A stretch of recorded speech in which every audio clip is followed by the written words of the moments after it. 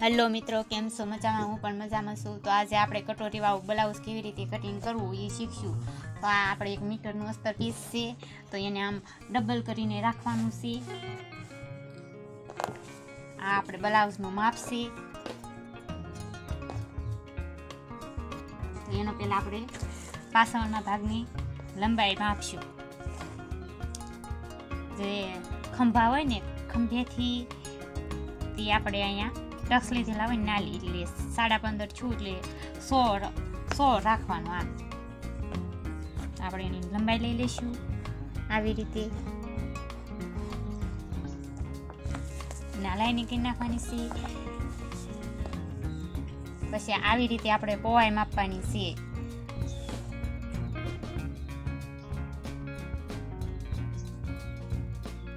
તો એનું માપ આવ્યું છે પહોળાઈ 9. આપણે પહોળાઈ 9 છે ના, એક લાઈનિંગ કરી દઈશું ને 2 આંગળ વધારાનું રાખવાનું છે, 2 આંગળ. પછી એને આપણે પાછળનો શોલ્ડરનો ઓલું હોય ને એ માપી લેવાનું કે એની પીઠ કેટલી થાય એમ. તો આવી રીતે બ્લાઉઝને ઊંધું મૂકી દેવાનું છે. એને પીઠ માપવાની છે તો કે 12 થઈ. તો આપણે અહીંયા એની પીઠ લઈશું 12 ને 12, એટલે એને અડધા કરો એટલે 6 થાય. પછી આપણે એના ખંભા માપવાના છે, તો એ 3 છે એટલે 3.5 એ રાખવાના છે. 3.5 આવ્યા ને 2.5 ગળાની પહોળાઈ. પછી એના પાછળનો ભાગનો વાહો કેટલો છે માપવાના, પાછળના ભાગનો તો એ છે 6 ને 2 લીટા, એટલે આપણે હાથ રાખવાનો છે. સિલાઈમાં જાય ને પછી આવી રીતે લાઈનિંગ કરી નાખવાની ગોળાઈમાં.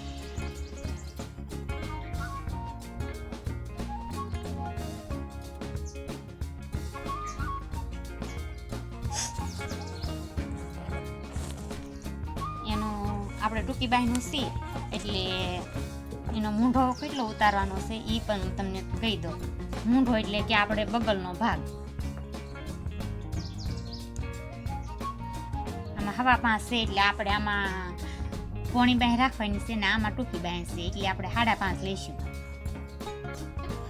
5.5 ઇંચ.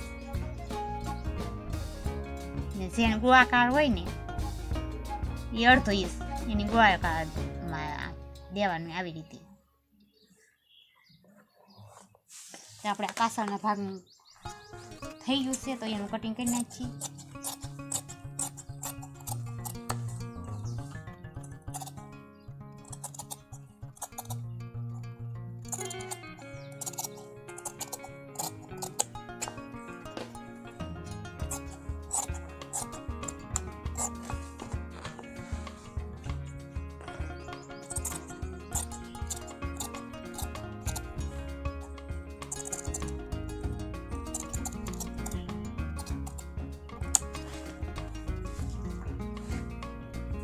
હવે આપણે બાંય કાઢવાની છે. પોણી બાયનું છે એટલે પહેલાં પાછળનો ભાગ નીકળી જાય એટલે બાંય કાઢવાની છે. હવે બાંયનું માપ તો આપણે લેવાનું છે 12.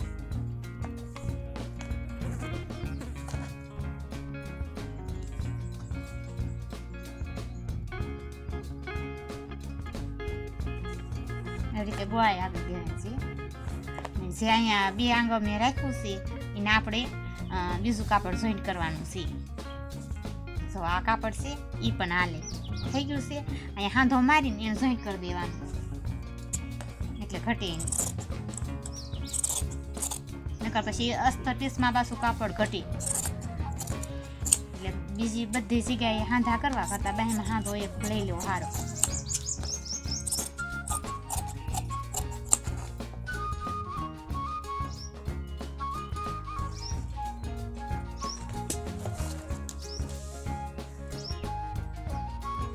આપણે શોલ્ડર પટ્ટો કાઢવાનો છે, તો આ પાછળનો ભાગ છે ને એને જ આવી રીતે આમ ગોઠવી દેવાનો છે. પછી એની ઉપર ડ્રોઈંગ કરી નાખવાનું છે આવી રીતે.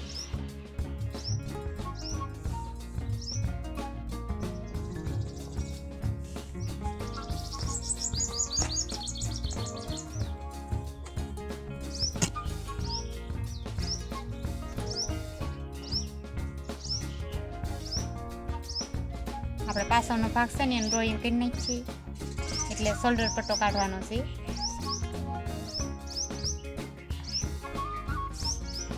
આવી રીતે ડ્રોઈંગ કરી નાખવાનું છે. હવે જે આપણે એની આ ગાની લંબાઈ લઈશું કે કેટલી થઈ, એમ 4 ને 2 લીટા થઈ એટલે 4.5 રાખવાની છે લંબાઈ. 4.5 લીટો કરી નાખો.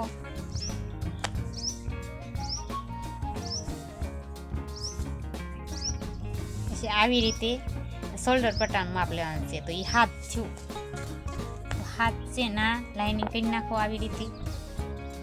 અહીં રીતે અહીંયા સુધી હાથ થાય છે.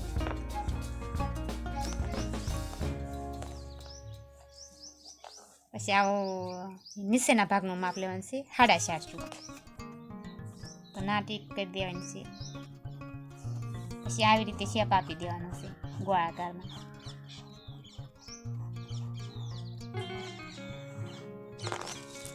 કટિંગ કરી નાખવાનું.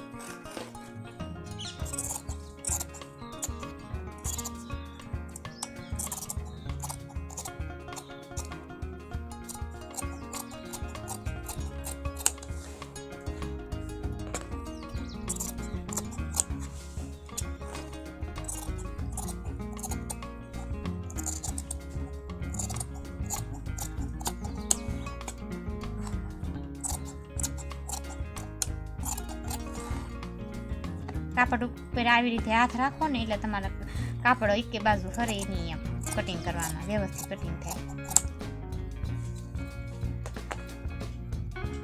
ને આવી રીતે ટીક પણ આપી દેવાની, એટલે આપણે સીવતી વખતે છે ને નિશાન કરી નાખવાના છે આવા સોકે કરી બંને બાજુ, એટલે સીવતી વખતે ઊંધા સીધી ભાગ ન થઈ જાય. હવે આપણે કટોરી કાઢવાની છે. તો આ શોલ્ડર પટ્ટો છે તો એને આવી રીતે મૂકી દઈશું.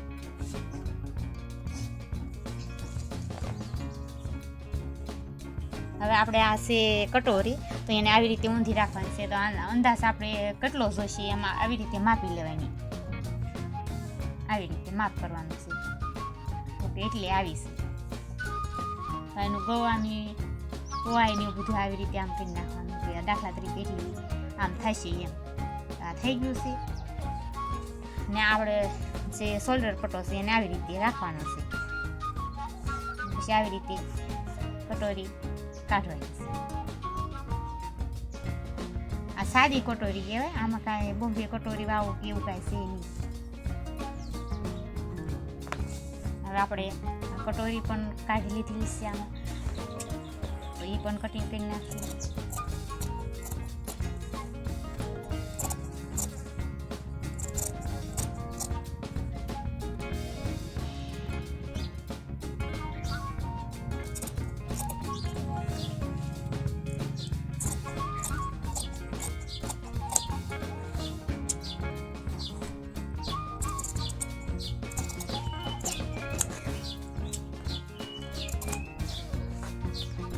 આવી રીતે માપ કરવાનું.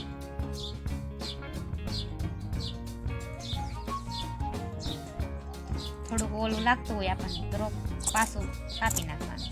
ફેરફાર લાગતો હોય ને તો થોડો. આપણે કટોરી કાપાઈ ગઈ છે.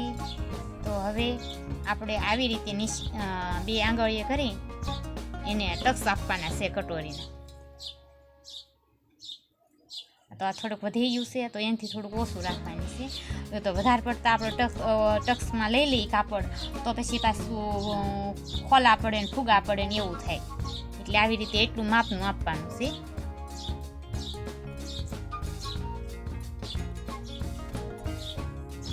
આ થઈ ગયું છે. હવે આને ટક્સ આપી દો.